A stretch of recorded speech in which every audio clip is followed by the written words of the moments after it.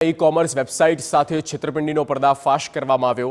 Crime ब्रांचे ठग टोळकीना 3 सागरीतोनी धरपकड़ करी। ऑनलाइन वस्तुओं मंगावी पेमेंट गेटवे ने करता हैक। सस्ती किंमते वस्तुओं खरीदी करीने मोंघा भावे वेचाण करता हता। अत्यार सुधीमां अंदाजित 7 करोड़नी छेतरपिंडी कर्यानी कबूलात करवामां आवी। सिक्योरिटी टेस्टिंग सॉफ्टवेरनी मददथी हैक करती वेबसाइट, जेमां विजय वाघेला, नितेश उर्फ छोटू, आदिल परमारनी धरपकड़ करवामां आवी।